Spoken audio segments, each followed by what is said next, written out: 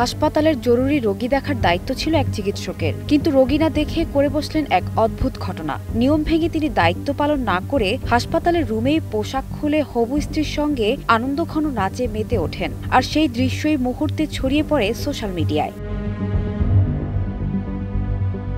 ওই চিকিৎসকের নাম আফকার সিদ্দিকী। সম্প্রতি তার বাগদান সম্পন্ন হয়। সেই আনন্দে হাসপাতালের ডিউটি রুমেই বাগদত্তাকে নিয়ে নাচে মাতেন তিনি। ভিডিওতে দেখা যায় জোরে হিন্দি গান বাজছে আর সেই সুরে যুগল লাচ্ছেন। নাচতে নাচতে কখনো তিনি মাটিতে শুয়ে ভঙ্গিমা দিচ্ছেন, কখনো আবার জামা খুলে পুরো উৎসব মুখর পরিবেশ তৈরি করেছেন। ঘটনাটি ঘটেছে উত্তরপ্রদেশের শামলি জেলার একটি সরকারি হাসপাতালে। ভিডিওটি ভাইরাল হওয়ার পর বিষয়টি নজরে আসে হাসপাতালের ঊর্ধ্বতন কর্মকর্তাদের। এরপরই আফকার সিদ্দিককে সরকারি কোয়ার্টার থেকে বের করে দেওয়া হয়। স্বাস্থ্য অধিদপ্তরে অভিযোগ পাঠানো হয়েছে এবং ডিউটি চলাকালীন এমন আচরণ কেন তা লিখিতভাবে জানতে চাওয়া হয়েছে।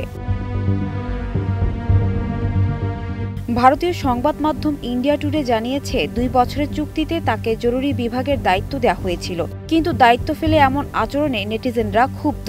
কেউ প্রশ্ন তুলছেন, হাসপাতালের নিয়মকানুন কোথায়? রোগী নিরাপত্তার বিষয়টি বিবেচনায় আছে তো?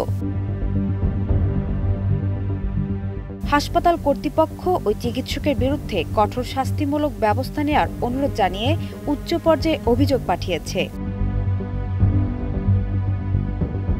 সানজানা তাবাসসুম, বৈশাখী সংবাদ।